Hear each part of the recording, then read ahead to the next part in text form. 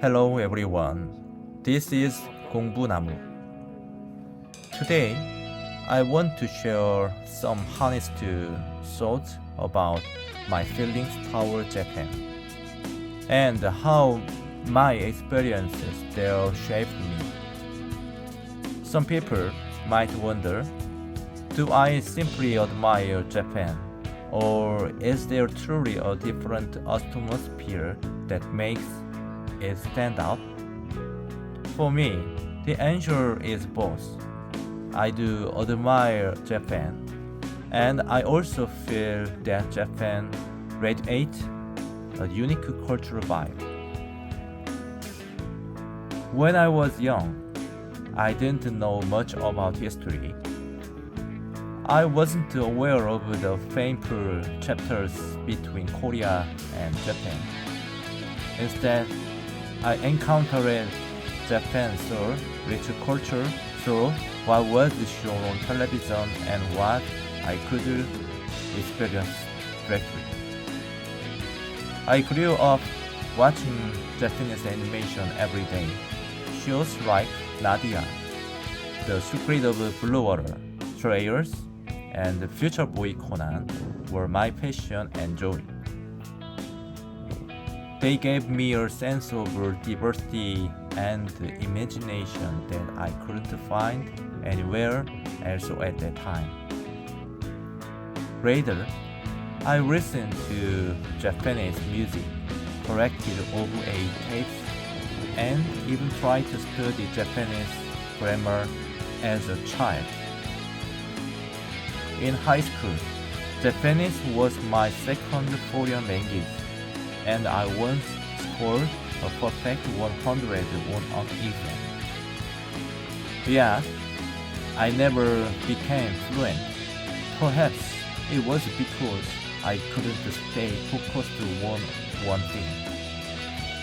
But deep down, I think my desire to learn Japanese came from a dream of living in Korea someday. As I grew older, I realized that I had observed Japanese culture without prejudice.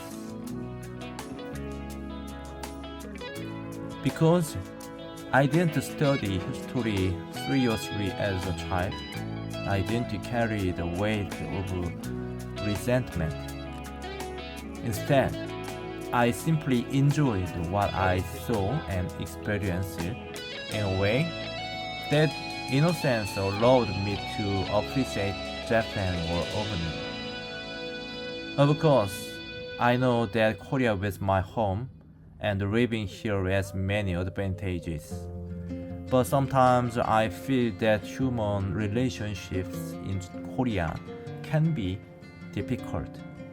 Too often, people justify harmful actions by saying others do it so I can too.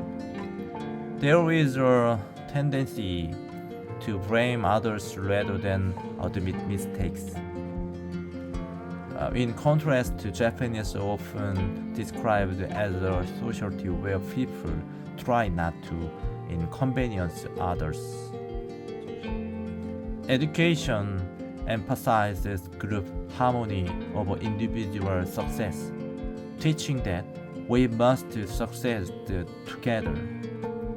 This collective mindset is reflected in their cities, their environment, and even their daily manners. Take Tokyo Station for example. It beautifully blends with historical architecture with modern design. Visitors naturally take photos there not just for travel memories, but to feel part of a living history. Meanwhile, Seoul Station, so historically preserved, feels more like a busy transit hub than a place of rest. The difference lies in purpose. Korea focused on transportation efficiency, while Japan creates human-centered space that combine history, tourism, and leisure. I admire this integrated way of thinking. Japan often designed spaces where museums, markets, and shopping streets connect seamlessly.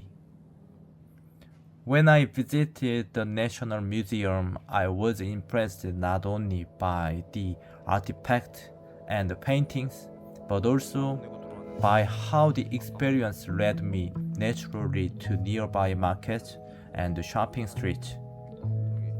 It felt intentional, as if the city itself was designed to guide visitors from culture to daily life. Walking out of the museum, I suddenly wanted to explore a traditional market, and there it was, right in front of me. Soon after, I found myself strolling through Ameyoko shopping street, enjoying the lively atmosphere. This flow from history to everyday culture was fascinating. In Korea, I rarely noticed such layouts. Perhaps I wasn't paying attention, or perhaps the design is different. But as a Korean, I sometimes feel like a foreigner in my own country, unable to experience the same kind of cultural journey. That is why I hope Korea can also grow into a strong tourism nation, just like Japan. It has already been a year since I visited Japan, yet the memories remain vivid. Traveling is not just about pleasure for me. It is about learning, observing, and applying those lessons to life. Japan taught me the value of harmony, design, and collective spirit. And I want to continue traveling to more countries, not only to enjoy, but to grow. Thank you for listening.